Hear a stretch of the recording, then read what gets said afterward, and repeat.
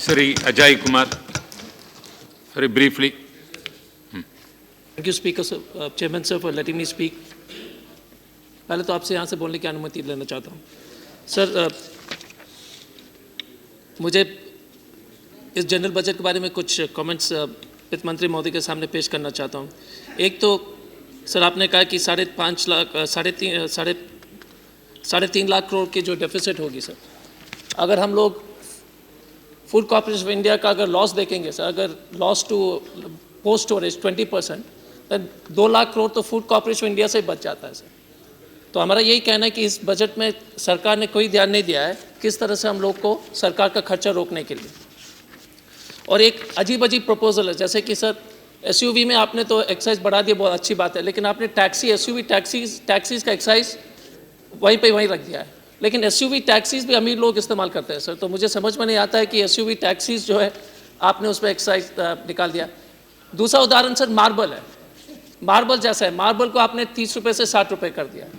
ना जो भी होगा सर, मार्बल की लॉबी है, जो भी कारण होगा, लेकिन मार्बल का जो अगर आप एड वॉलरम करेंगे सर, अगर एड वॉलरम करेंगे सभी सामान को, और अगर आप ये सुनिश्चित कर लेंगे कि हर एक सामान को बेस्ड ऑन इन्फ्लेशन उसके एडजस्टमेंट करेंगे, तो काफ़ी पैसा जो है सरकार को मिल सकता है। सिगरेट के मामले में आपने 65 मिलीमीटर को सिगरेट के ऊपर 18% बढ़ा दिया, वो अच्छी बात है सर, लेकिन जो छोटे सिगरेट हैं जो गरीब लोग पीते हैं, और ख़ासतौर से उसको जो इंसेंटिवाइज करना पड़ेगा सर, नहीं तो वही है कि गरीब आदमी वो सिगरेट वही के वही दाम रह जाएगा, पीते रहेंगे और बीमार होते रहेंगे। एक चीज़ इंटरेस्टिंग है सर कि इतने सालों से हम लोग कभी ये चर्चा नहीं करते हैं कि जिस तरह से मिनिस्ट्री की बढ़ाव चल रही है सर, पूरे दुनिया में भारत सरकार ऐसा जगह हम लोग जो बोलते हैं कि डेफिसिट है, लेकिन मंत्रालय बढ़ते रहते हैं, जॉइंट सेक्रेटरी बढ़ते रहते हैं, सेक्रेटरी बढ़ते रहते हैं, डॉक्टर्स की कमी है, टीचर्स की कमी है। जो एसेंशियल चीज़ है sir, agriculture extension worker, doctor, nurses, उसका पूरा अभाव है। आपको जॉइंट सेक्रेटरी की कमी कहीं नहीं दिखाई देगी, आपको सेक्रेटरी का कमी कहीं नहीं दिखाई देगा, डायरेक्टर जनरल पुलिस का कभी कमी नहीं दिखाई देगा। तो हमारा ये कहना है कि सर अब समय आ गया है कि भारत सरकार को अपने डिपार्टमेंट को रैशनलाइज करने के लिए। इंटरेस्टिंग चीज़ है सर, एनिमल हस्बेंड्री एक छोटा सा डिपार्टमेंट है जिसमें 300 करोड़ आपने इस बजट में दिया है। जहाँ सरकार छूती नहीं है वो सबसे अच्छा हम लोग करते हैं सर। भारत जो है इस देश दुनिया का सबसे बड़ा दूध उत्पादन देश है, तो जहाँ सरकार छूती नहीं है और जहाँ सरकार के पास सबसे कम पैसा है, वहाँ पर जो है ना आम किसान और आम आदमी जो है अपने मेहनत के बल पर सफल हो जाता है। और हमको ये इस बात समझ में नहीं आता है कि सर एनिमल हस्बेंड्री जैसे इतनी महत्वपूर्ण विभाग को मंत्रालय ने सिर्फ 300 करोड़ दिया है। ये बात कब, तो हमारा यही रिक्वेस्ट है, चाइना के उदाहरण देते रहते हैं सरकार के लोग, तो मैं यही अनुरोध करूंगा कि जो मिनिस्ट्रीज को जो आप कंबाइन कर सकते हैं जितने भी, और खास तौर से क्रिटिकल पोजीशंस जो है सर, नर्सेस, डॉक्टर्स, टीचर्स, उस पर फोकस करें। यहां पर रेल बजट की पेश होती है सर, लेकिन एचआरडी मिनिस्ट्री और एग्रीकल्चर मिनिस्ट्री के जो है बजट पेश नहीं होती है सर। और कांग्रेस का ही सरकार जो आंध्र प्रदेश और महाराष्ट्र में दोनों जगह जो एग्रीकल्चर बजट पेश होता है, तो मैं आपसे अनुरोध करूंगा सरकार से कि भविष्य में अगर हम लोग एचआरडी मिनिस्ट्री और एग्रीकल्चर का भी बजट पेश करेंगे, उस पर डिबेट चलेगी, तो उस पर जो इस देश के लिए बहुत फायदा होगा सर। चौथा पॉइंट जो डिफेंस इंसेंटिवाइजेशन है सर, ये तो सेंसिटिव टॉपिक है। इस देश में जो है इंडिजनाइजेशन ऑफ डिफेंस मैन्युफैक्चरिंग कभी हो नहीं पाएगा, क्योंकि जो विदेशी कंपनी है वो चाहते हैं कि किसी तरह से भारत जो है, पिछले 60 साल से हम लोग विदेशी हथियार पर निर्भर हैं। जब तक हम लोग इंडिजनाइज नहीं करेंगे, और उस इंडिजनाइजेशन से सर जिस देश में 1 लाख करोड़ से ज़्यादा जो है डिफेंस प्रोक्योरमेंट है, तो यदि हम उसको इंडिजनाइज कर लेते हैं और उस पर फास्ट ट्रैक करते हैं, हर साल यही चर्चा होता है, 60 साल से हम लोग ये चर्चा सुन रहे हैं सर, लेकिन आप इंडिजनाइज नहीं करेंगे, लोकल लोग को नौकरी नहीं मिलेगी। तो इस पर जो है फर्टिलाइजर सब्सिडी के बारे में बहुत चर्चा हुई थी, वो सरकार ने अच्छा कदम उठाया था डायरेक्ट फर्टिलाइजर इंसेंटिव के लिए, लेकिन जैसे शरद जी ने भी एक सर 1978 और 1997 और 1998 का जो बजट का जो फर्टिलाइजर सब्सिडी का बिल था, यदि आप उससे तालाब और वेल खोदते 97 और 98 का, आप 3 मिलियन हेक्टर 30 लाख हेक्टर सिंचाई कर सकते हैं, और आपका रिटर्न ऑन इन्वेस्टमेंट जो है 3 साल में मिल जाता। यहाँ पर हम कंपनी को 12 साल 13 साल तक दे देते हैं, लेकिन जो किसान, जैसे शरद जी ने ठीक कहा सर, जिस गांव में पानी की व्यवस्था है तो फिर हम लोग को बाकी जो है सरकार से कोई सपोर्ट की आवश्यकता नहीं है।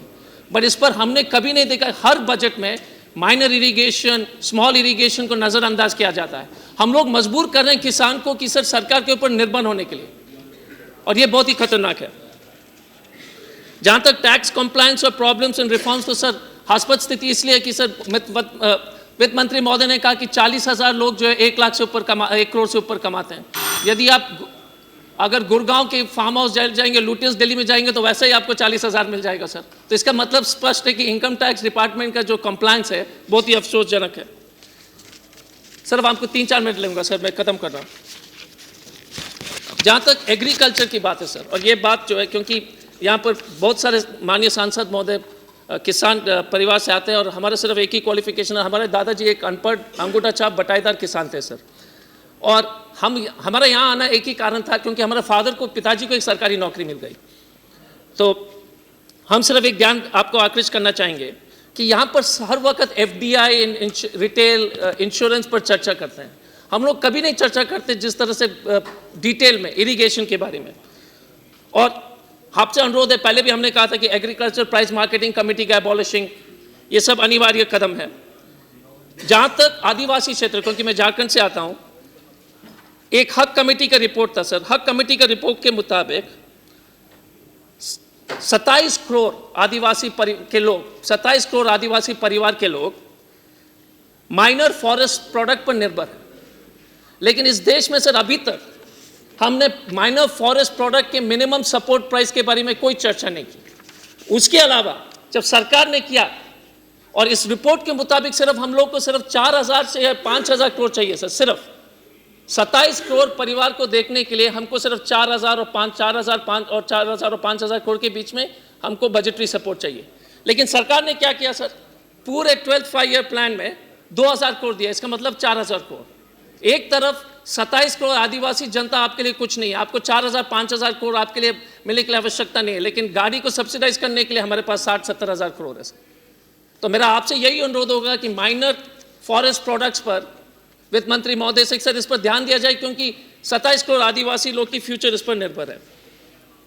जहाँ तक ट्राइबल सब प्लान के बारे में, sir I am finishing sir, जहाँ तक ट्राइबल सब प्लान के बारे में sir, very interesting, farmers loan के बारे में, अधिकांश आदिवासी जमीन को सरकार ने फॉरेस्ट जो है घोषित कर लिया, तो आपने पट्टा नहीं दिया फॉरेस्ट के, आप इसलिए वो बैंक लोन उसको मिलता नहीं है, वो मजबूर होकर जो है मनी लेंडर के पास चले जाता है।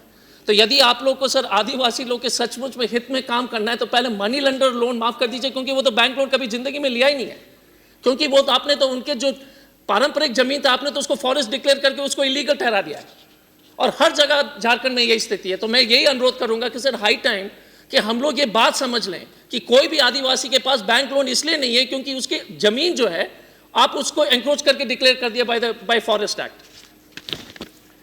सर्व शिक्षा अभियान के बारे में मैं ज़्यादा चर्चा नहीं करूंगा, लेकिन सर एक ही चीज़ हम कहना चाहेंगे सर, ऑनरेबल चेयरपर्सन सर, हर एक आदमी ने ये कहा कि आजकल जितने भी सर्व शिक्षा अभियान का जो प्रोग्राम है, वो ये सुनिश्चित कर लिया है कि हमारे जो गरीब बच्चे हैं वो मनरेगा लायक ही रहेंगे, क्योंकि स्कूल में कोई टीचर्स नहीं है, सिर्फ दाल भात वाला योजना हो गया है। तो इसलिए सरकार जो है इस पर जरूर ध्यान दे। And last most important sir, हम लोग जितना भी चर्चा करेंगे, और मैं अपने सरकारी ऑफिसर रह चुका हूं सर, जब तक हम लोग सरकारी गवर्नेंस जो टेक्नोलॉजी गरीब को सुविधा पहुंचाने के लिए तब तक नहीं करेंगे, इस देश में गवर्नेंस रिफॉर्म की अति आवश्यकता है सर। सरकारी पदाधिकारी से पिन छुड़ा दीजिए आम जनता का, तो इस देश का बड़ी कल्याण होगा। इसी के साथ इसलिए अपने बजट में मैं अनुरोध करूंगा कि वित्त मंत्री महोदय को कि reforms in governance through using technology की जरूर प्रावधान करें। इसी शब्दों के साथ इस महत्वपूर्ण विषय में बात करने के लिए मौका दिया उसके लिए बहुत बहुत धन्यवाद। Narayan Yadav 10 minutes please, 10 minutes।